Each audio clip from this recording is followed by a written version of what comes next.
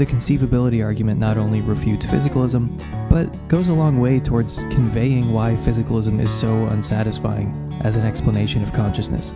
But let me try to explain my discontent in another way, inspired by Derek Parfit's essay, Why Anything, Why This?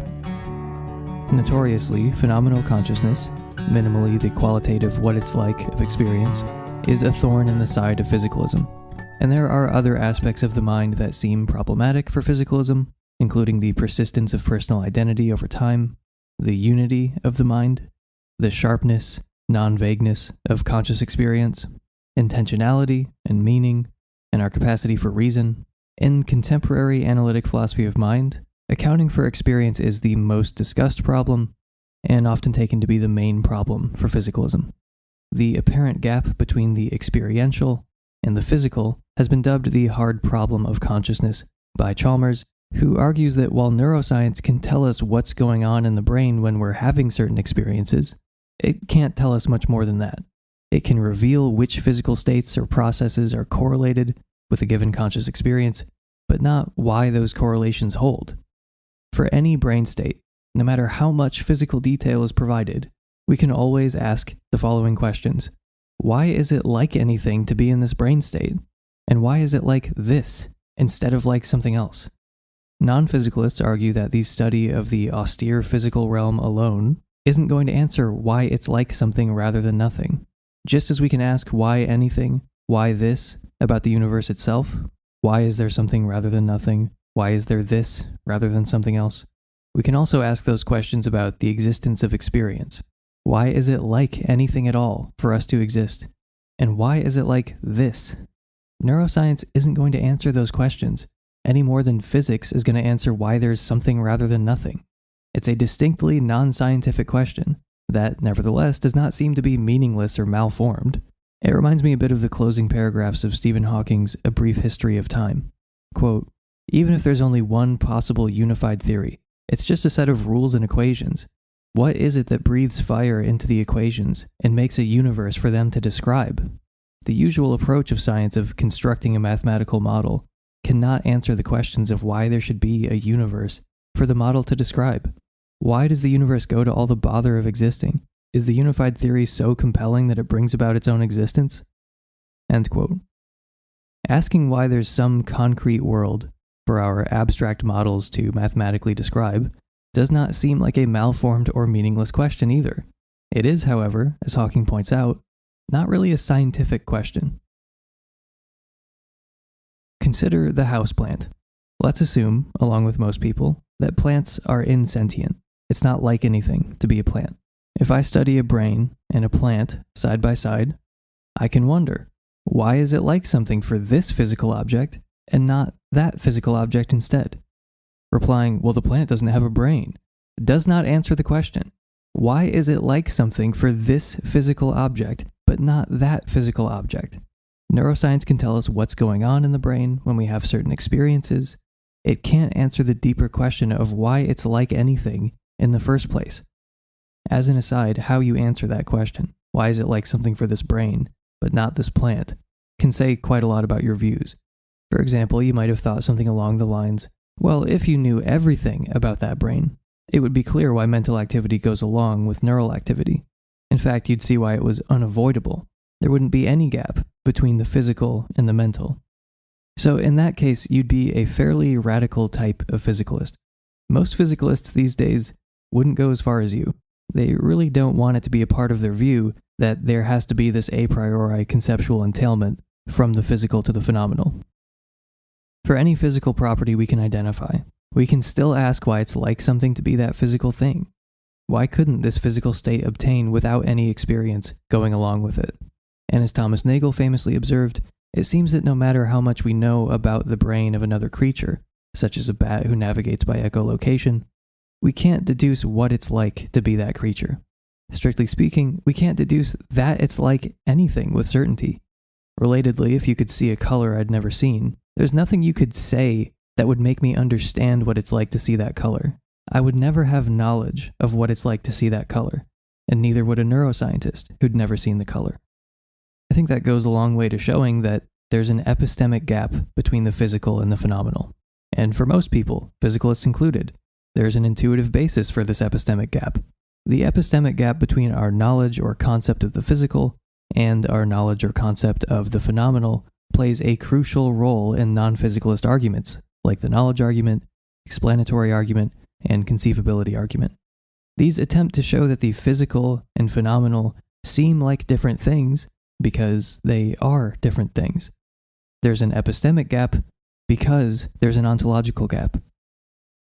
Materialists, since the 80s and 90s, typically try to show that they can grant that there's an epistemic gap without granting an actual ontological gap between the physical and phenomenal. Some materialists still try to argue that there's not even a conceptual gap, but ever since they realized after the Kripke-Putnam revolution that they didn't have to do that, they mostly kind of stopped doing that. So we've been circling around it, but let's talk about what the zombie is missing. What is phenomenal consciousness? As Hedda Hessel-Merck defines it, phenomenally conscious states are characterized by the fact that there is something that it's like for a creature or an entity to be in them, or that they're subjectively experienced or felt.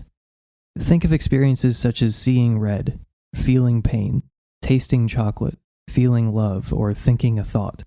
These experiences may be associated with various functions or abilities, such as perception or reflection, but they also seem to have a subjective quality or feeling to them that goes beyond that. That is their phenomenal aspect. The term phenomenal relates to phenomena in the sense of what immediately appears to us, as opposed to the reality behind the appearances. Conscious states can be regarded as phenomena in this sense because they are what immediately appear to us, and that through which the rest of reality appears, i.e., via conscious perception. The definition of consciousness in terms of there being something that it's like is due to Nagel, 1974, and has been widely adopted in philosophy.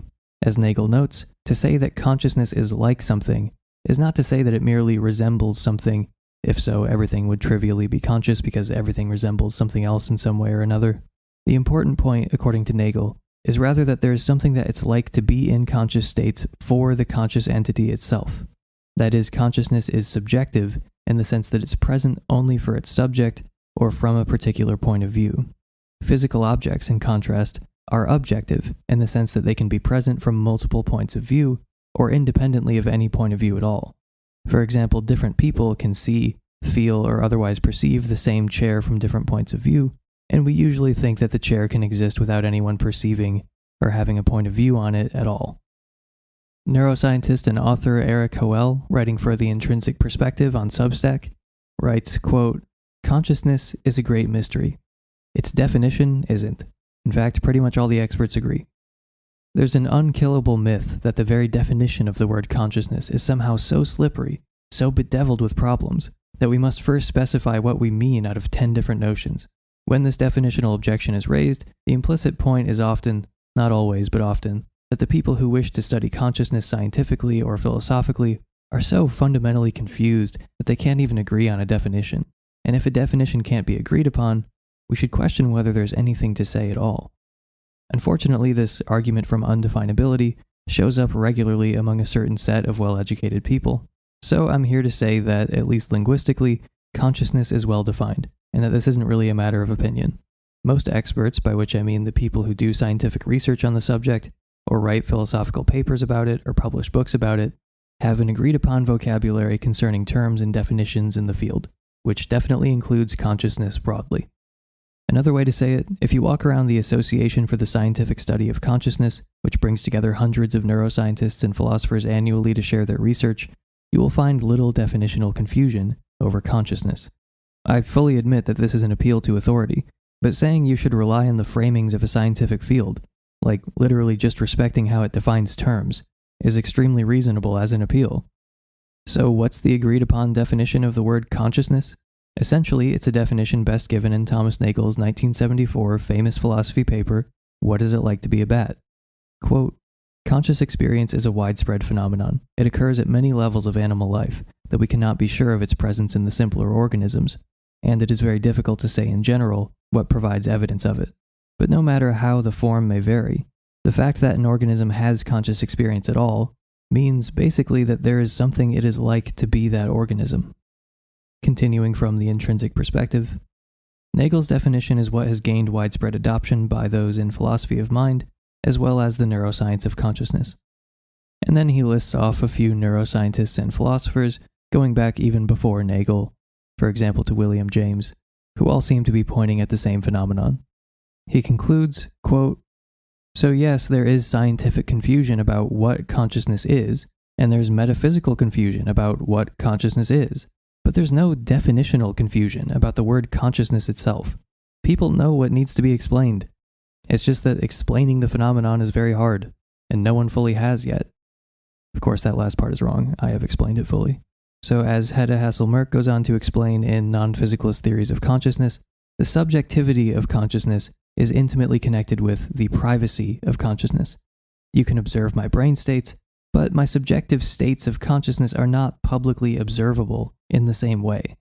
There is something about my mental states that no one else has access to in the same way that I have access to them. Quote, "To say that one's conscious states are private does not mean that no one else can know anything about them. It rather means that nobody else can know about them in the same direct way.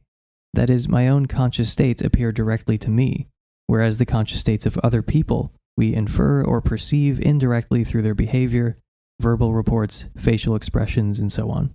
Because of this direct access, many philosophers also hold that our own consciousness can be known with absolute certainty. Descartes famously claimed that we have indubitable knowledge of our own consciousness, and thereby our own existence." End quote. So it might have slipped by without much notice, but the concept of phenomenal consciousness we've been discussing involves more than subjective what it's likeness. Subjectivity also seems intimately connected with the notion of privacy. I also mentioned ineffability in passing earlier. There's nothing one could communicate to a neuroscientist to fully convey the knowledge of what it's like to see a color the scientist had never seen. Further, conscious experience is something we're directly, immediately acquainted with. So we're honing in on what philosophers of mind sometimes call qualia, which is generally taken as a synonym for phenomenal consciousness. That's what we physicalists think is non-physical. That is what the zombie's missing.